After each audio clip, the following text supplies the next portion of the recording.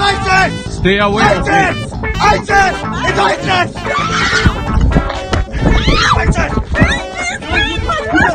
Stay away from me! It's ISIS! Stay away from me! ISIS! ISIS! Stay away from me! It's ISIS! Stay away from me! It's ISIS! That little clip was from the local news station.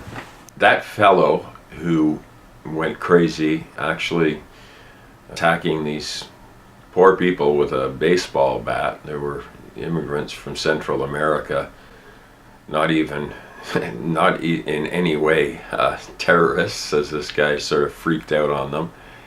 And let me tell you the story about what happened after this incident, which is kind of more telling than what happened during it. The man was obviously seriously deranged, and he was from a very wealthy Toronto family, and he was actually also a lawyer. Yeah, this crazy guy.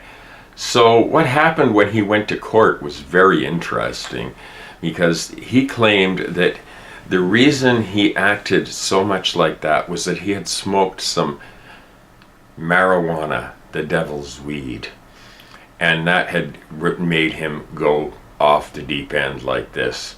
Now his lawyer, I guess they were in front of a very anti-marijuana judge and figured this line of reasoning would get him off, and it worked, with the judge saying, well, my goodness, with legalization, what are we going to do if it makes people go crazy like this?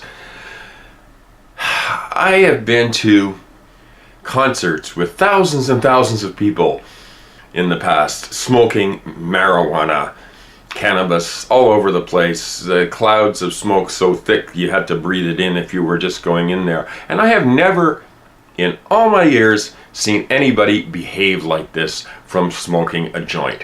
But here's the thing, this guy got off with a conditional discharge because he had claimed that marijuana made him go crazy.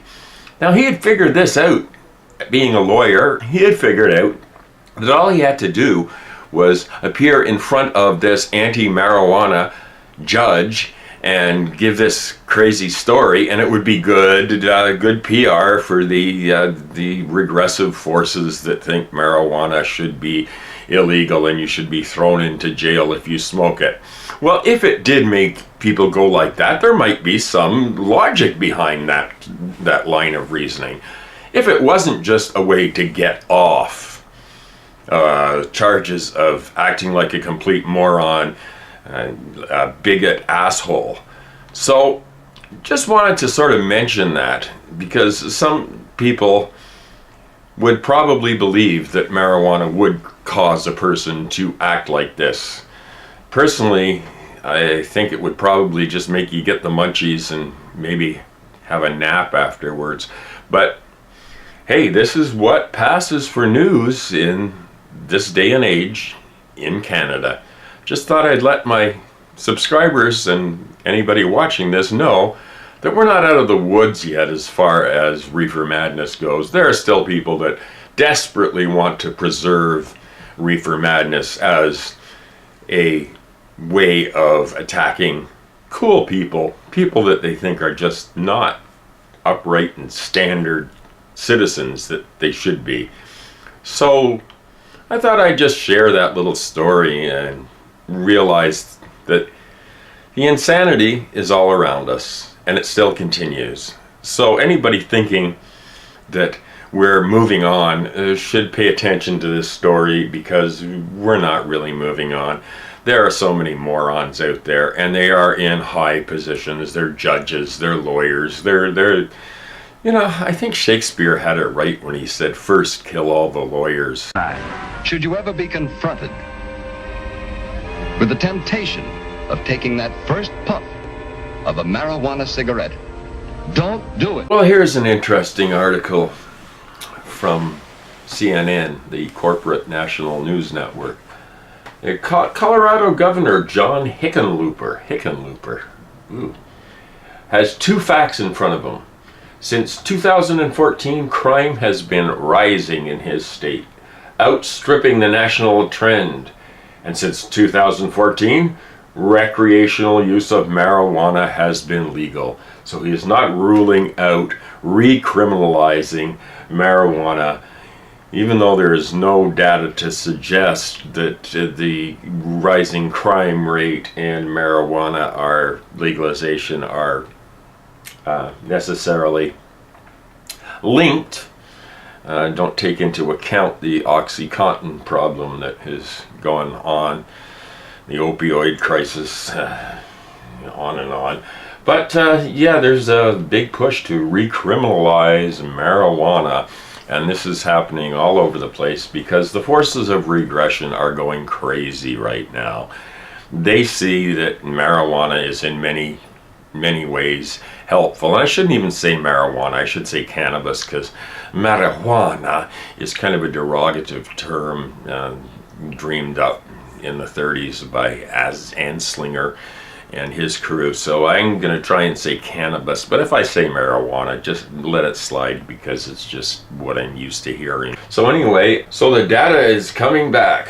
The state's violent crime rate was up compared with 2013, while the national trend was downward. Violent crime went up 12.5% in the same time, while the national increase was less than 5%. But it's the pot. It just might make you too peaceful, and you might become a criminal that way. So the forces of regression march onward. They're not stopping, and we can't just say, hey, everything's cool now because everything's going to be legal. It's not really. They're going to fight it with everything they've got. The prison industrial complex is going to fight it. The religious right are going to fight it. And it's an ongoing battle that I've seen going on my whole life. In 1970 here in Canada, Pierre Trudeau, and Justin's daddy, would probably be quite ashamed of Justin by now.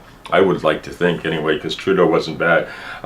He appointed a commission to examine the use of marijuana in 1970 and got back the report saying they recommended to drop all criminal sanctions against cannabis in 1970. So here we are. How many years later is that? 50 years later? So almost 50 years later. And we're still not legal. They're saying it's coming this summer and then the fall, and they keep pushing it back further and further and further. And then there'll be an election, and the conservatards will get in, and it will all be shoved under the table for another 50 years. But that's life, and that's how we deal with things in the 21st century.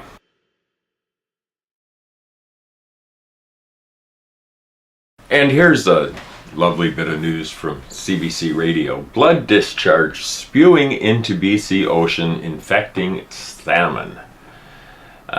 Wild salmon off the BC coast are swimming meters away from a stream of blood pouring into the water, the byproduct of farmed salmon being processed at Browns Bay Packing Company near Campbell River, BC. Farmed salmon contains viruses that can infect wild salmon. Farmed salmon is bad in so many ways, and this is like a pipe just spewing blood into the Pacific Ocean. Now maybe the apocalyptic people have got it right when saying the oceans will turn to blood. I think it's already on its way. Deadly salmon disease has been found in BC farmed stock, federal scientists say. I was shocked at the carelessness of government to allow this amount of blood from farmed salmon, which we know are infected with several viruses, to pour into the major migration route of all of Canada. The test results from the blood being poured into the Pacific Ocean.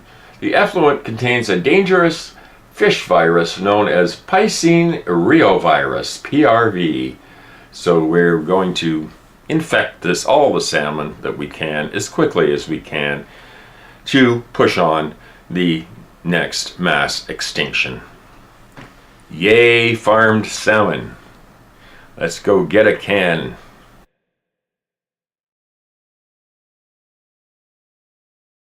Well, here's something interesting.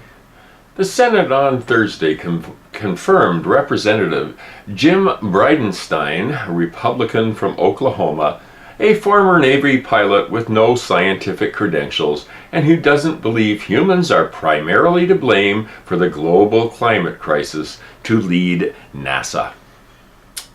Yeah, that's really encouraging, isn't it?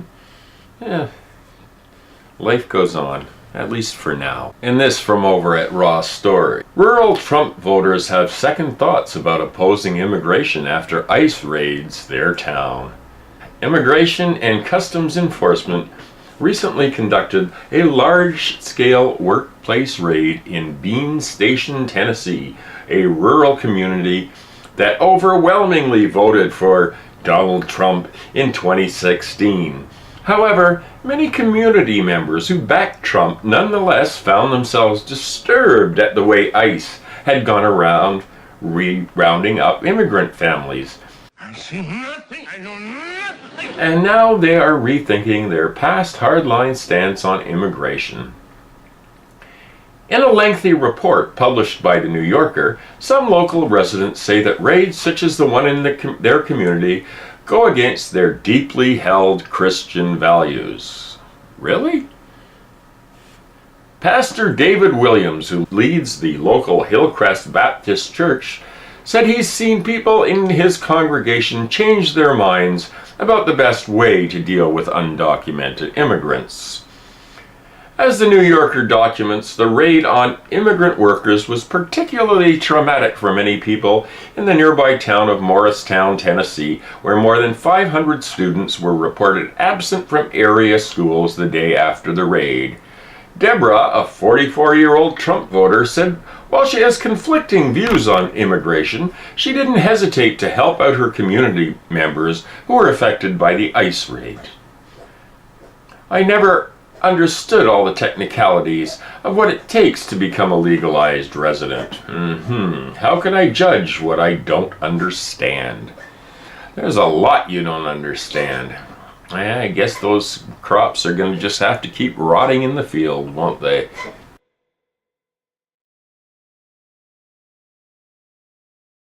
Now on a bit of news from the lighter side of the news. This from the New York Times. Robots have taken over.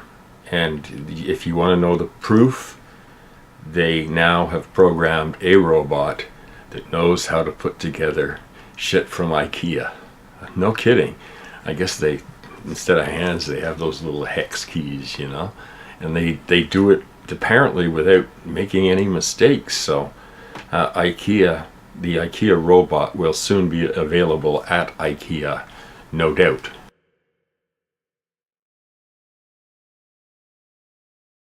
Of course, the robot didn't succeed right away. There were several failed attempts along the way, and researchers tweaked the system before the robot was finally able to assemble an IKEA chair on its own. So even robots have trouble with those damned Allen keys. And if you lose those things, good luck finding one the same size, because they come in 8 million sizes. Who the hell was this Allen guy? And why did he invent this stupid key